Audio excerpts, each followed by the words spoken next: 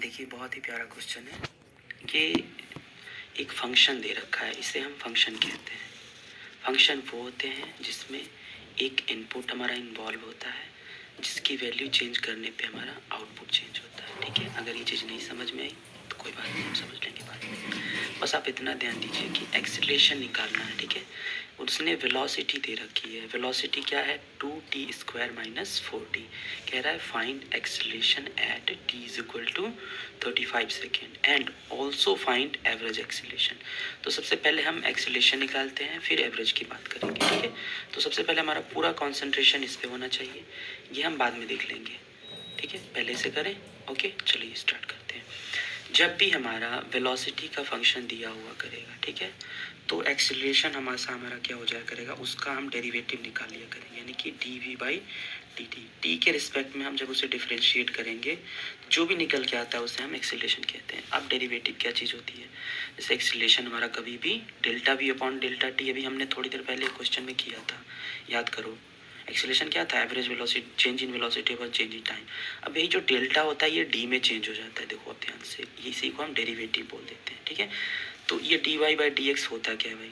तो dy/dx को समझने के लिए हम चलिए थोड़ा सा हम डेरिवेटिव समझ लेते हैं। अलग से भी इसको हम समझेंगे, पर यहाँ पे थोड़ा सा पोर्शन समझते हैं। ठीक है, जैसे लेट y = x⁴n।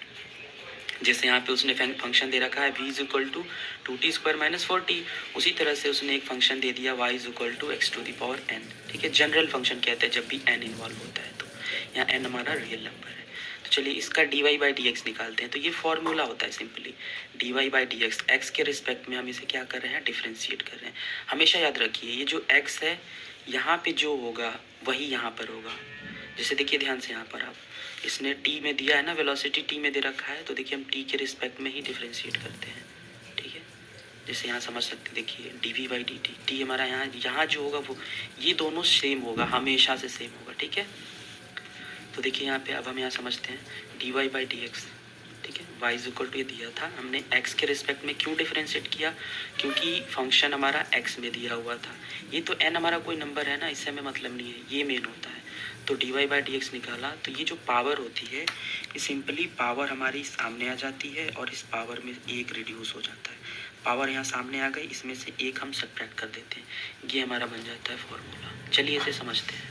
एक एग्जांपल लिया, सपोज y = जैसे x⁴n दिया था, तो अभी n की वैल्यू हमने कितनी रख दी? 4 रख दी। 5 6 7 8 9 10 कुछ भी होगा। ठीक है, हमने अभी 4 रखा है।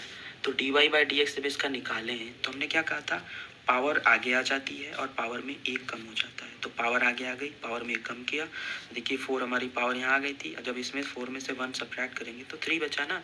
तो dy/dx अगर हम देखें तो इसका सॉल्व करने में कितना आ रहा है? 4x⁵। ये समझ में आया? प्रैक्टिस के लिए आप एक प्लीज़ इसे सॉल्व करो, x⁴ एंड y = x⁴ इसे सॉल्व करके मुझे आप मेल करो। ठीक है,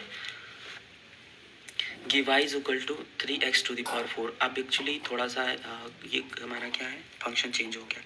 ये जो पोर्शन होता है इसे कहते हैं कॉफिशिएंट। कॉफिशिएंट हिंदी में गुणांक कहते हैं। जैसे ये टोटल फंक्शन है, वेरिएबल फंक्शन है, इसके साथ एक कांस्टेंट टर्म हमारा क्या हो गया, मल्टीप्लाई हुआ है। तो कभी भी कांस्टेंट फंक्शन का डेरिवेटिव नहीं होता है, ये याद रखना है हमें। ठीक है, तो जैसे अब इस पूरे का dy/dx जब निकालें तो देखिए जब dx निकाला तो कांस्टेंट टर्म हमारे देखिए बाहर आ गया। एक्चुअली हम इसे ऐसे लिख सकते थे dy/dx 3 × x⁴। तो देखिए ये जो 3 है ये बाहर आ जाता है। ठीक है, सिर्फ इसका डेरिवेटिव निकलता है। तो देखिए ये बचा है, 3 बाहर आ गया। इसका जब डेरिवेटिव निकालेंगे तो फिर वही वाला फंडा, 3 हमारा ऑलरेडी बाहर था क्योंकि कांस्टेंट टर्म है, इसको बाहर कर लिया। पावर पहले आ जाती है, पावर को हमने पहले कर लिया, और पावर में से एक रिड्यूस होता है, ये dy/dx हट जाता है। ठीक है, इसको हटा दिया, कर दिया। 3 × 4, 3 4 12, ये तो same as it is note कर लेते हैं।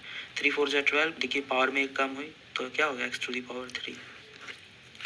इसको हम फिर से दोबारा समझ सकते हैं। तो पावर में एक कम, पावर यहाँ आती है और एक पावर में कम होता है। तो समझ में आ गया ना? कोई डाउट हो तो पूछ लेना। ठीक, अब हम एक्सीलरेशन की बात करते हैं। एक्सीलरेशन हमने क्या निकाला, a = dv/dt। तो d/dt, v की वैल्यू पूरी कितनी हमारी, इतनी है।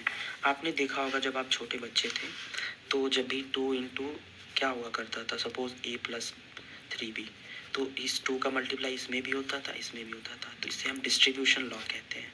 तो जैसे 2a + 2 × 3b क्या हो जाता था, 2a + टू थ्री जा 6b, ये होता था ना, ये से डिस्ट्रीब्यूशन लॉ कहते हैं। यहाँ पे भी यही होता है, डिस्ट्रीब्यूशन लॉ अप्लाई होता है हमारे डेरिवेटिव में। तो ये वाला इसका भी डेरिवेटिव निकालेगा, इसका भी। तो देखिए इसको इसके साथ किया तो ये पोर्शन आ गया ना, फिर इसको इसके साथ किया तो ये पोर्शन आ गया। चलिए अब डेरिवेटिव निकालते हैं। कांस्टेंट टर्म अभी मैंने समझाया था, बाहर आ जाता है, देखा आपने यहाँ से, ठीक है। यहाँ पे 3 देखिए, यहाँ पे था ना, तो इस 3 को हमने बाहर कर लिया था। इन द सेम वे यहाँ पे हमारा 2 मल्टीप्लाई हो रखा है, तो इसे हम बाहर कर लेंगे। और डेरिवेटिव किसका निकालेंगे? सिर्फ टी स्क्वायर का, ठीक है। यहाँ पे भी देखिए टी में 4 मल्टीप्लाई हो रखा है, 4 को बाहर कर लेंगे, सिर्फ टी का डेरिवेटिव निकालेंगे, ठीक है। तो 2 इंटू 2t पावर में एक, देखिए यहाँ पे पावर पहले आ गई, पावर आ गई, ये तो 2 हमारा पहले वाला है ना, तो 2 आ गया, तो पावर में एक रिड्यूस कर दिया, कम कर दिया ना, और ये डी बाई डी टी हटा देंगे, इसको उठा के फेंक देंगे, और माइनस देखिए 4, और ये यहाँ पे 1 हो जाता है, क्योंकि या तो इसे कैंसिल आउट कर लो, देखिए सेम सेम है ना, तो कैंसिल आउट हो जाएंगे। ऐसे होता नहीं है, बस हम मान लेते हैं कि कैंसिल हो गया, ठीक है। अगर इसे समझना है तो अब यहाँ देखो अलग से, D T by D T है ना, इसको हम समझते हैं। देखिए पावर यहाँ पे 1 है ना, तो पावर आगे आ गई, पावर में से एक रिड्यूस हुआ, तो टी टू द पावर 0 बचा। कोई भी any number to the power 0 is always equal to 1, तो इसकी 1 इंटू 1 हमारा 1 आ जाएगा, या फिर D T by D T 1 समझ लो। तो ये समझ में आया ना 1 कैसे आया, ठीक है। अब देखो इन्होंने कह रहा है हमारा एक्सीलरेशन ये निकल के आ गया, ठीक है। अरे एक्सीलरेशन मतलब क्या? D V by D T, इसी को तो हम एक्सीलरेशन कह रहे थे। यहाँ पे देखिए ध्यान से, तो यहाँ पे एक्सीलरेशन ये निकल गया। अब इन्होंने कहा है कि भैया t is equal to 3 second पे एक्सीलरेशन बता दो, तो हमारा t की t की जगह पे हमने क्या रख दिया? 3, 4 इंटू 3 12, और ये हमारा 4 हमारा देखिए ये वाला 4 है, तो 12 माइनस 4 8 मीटर पर सेकेंड स्क्वायर, ये हमारा आ गया एक्सीलरेशन। बहुत सिंपल था ये। यहाँ जो ऊपर हमने लिखा है ना, डायरेक्ट 40 लिख दिया, A is equal to 40 minus 4, तो इसे समझ रहे हो ना, जैसे 2 into T to the power 2 minus 1, 2 minus 1 1 बचा, तो पावर में जब 1 होती है तो उसे दिखाते नहीं है, तो 2 2 ज़ा 4 टी टू द पावर 1, ठीक है, ओके।